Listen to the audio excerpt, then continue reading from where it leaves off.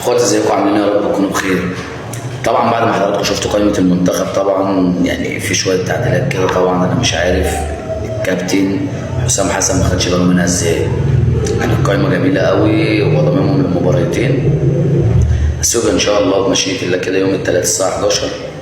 يوم الجمعه للاسف، يوم الجمعه الساعه 11، والماتش الثاني لسيريونا ربينا العوده هتبقى ان شاء الله الساعه 9 مساء بعد صلاه التراويح كده ان شاء الله يعني.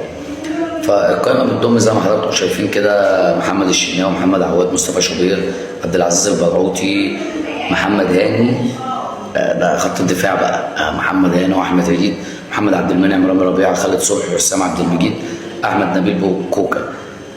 خط الوسط: مروان عطيه، محمد شحاته، حمدي فتحي، نبيل عماد دونجا، محمود صابر، احمد سيد زيزو، محمود تريزيجيه، عمر مرموش، ابراهيم عادل، مصطفى فتحي، محمد صلاح. وخط الهجوم 2 مهاجمين بس اول عن اخر من ده كله: مصطفى محمد طبعا نجم نانت الفرنسي، واسامه فيصل عامل اداء ولا اروع في اخر فتره. في بقى شويه تعديلات هنا كده بسيطه يعني. هو معلش بس انت دونا عن الباكات اللي انت واخدها: احمد عيد ومحمد هاني لعيبه كبار ولاعيبه فوق دماغي. بس في كابتن نادي الزمالك اسمه عمر جابر، ده باك الله اكبر عليه بجد، عامل موسم هايل السنه دي.